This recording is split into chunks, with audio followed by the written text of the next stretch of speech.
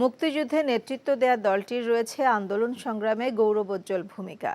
নানা চড়াই উতরাই এবং ঘাত প্রতিঘাতে পথ চলা আওয়ামী লীগ এখন শেখ হাসিনার নেতৃত্বে টানা চতুর্থ মেয়াদে সরকার পরিচালনায় প্রতিষ্ঠার হীরক জয়ন্তীতে আওয়ামী লীগের ইতিহাস, ঐতিহ্য আর সাফল্য ও চ্যালেঞ্জের কিছুটা তুলে ধরছেন মোকসিমুল হাসান।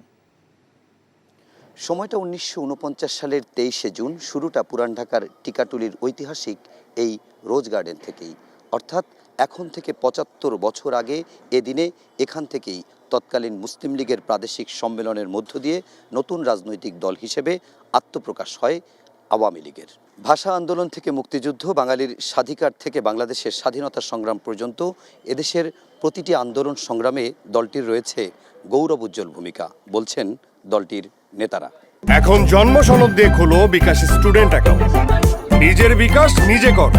২৩ তারিখে সম্মেলনে দল গঠন হওয়ার পর ২৪ তারিখে আরবালিটোলা ময়দানে মিটিং হয়। তারা তীব্র ভাষায় তখনকার সরকারের দুর্নীতি, স্বজনপ্রীতি এবং জনগণের প্রতি তাদের অবিচার অত্যাচার তুলে ধরেন, আন্দোলনের ডাক দেন।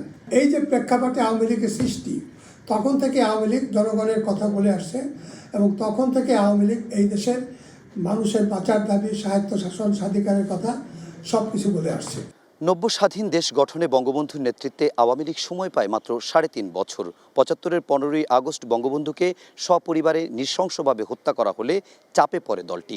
৮১-তে দেশে ফিরে দলের হাল ধরেন বঙ্গবন্ধু কন্যা শেখ হাসিনা।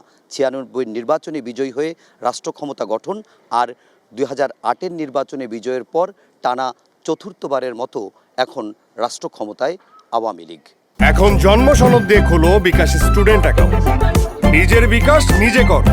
পূর্ব বাংলা থেকে শুরু করে আজকের বাংলাদেশ পর্যন্ত অনেক রাজনৈতিক দলের উত্থান পতন ঘটেছে, কিন্তু আওয়ামী লীগ হচ্ছে একমাত্র রাজনৈতিক দল যে নানা চড়াই উতরাই পেরিয়েও আজকে কিন্তু জনগণের মধ্যে শেকড় পর্যন্ত বিস্তৃত অবস্থান ধরে রেখেছে।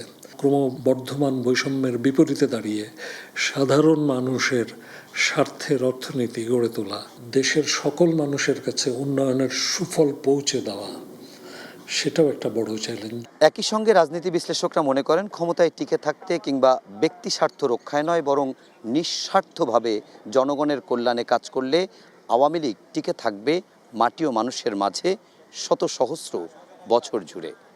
মোকসিমুল হাসান, এনটিভি নিউজ, রোজ গার্ডেন, ঢাকা।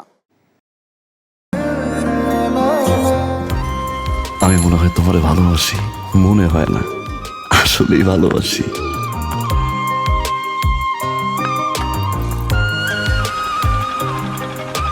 আপনি যে আমাকে ভালোবাসেন আমি টের পাই।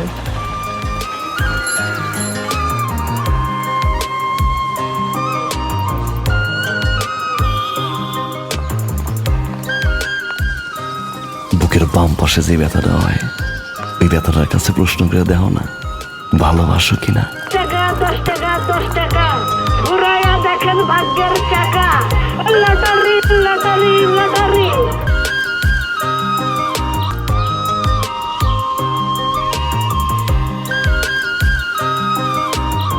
আপনি না চোখের যন্ত্রণা বুঝতে পারেন, বুঝে নেন।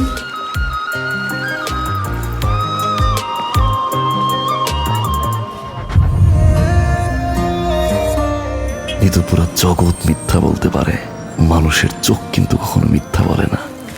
তোমার ওই চোখ বলে তুমি আমারে ভালোবাসো। আপনি কি আমারে দেখছেন?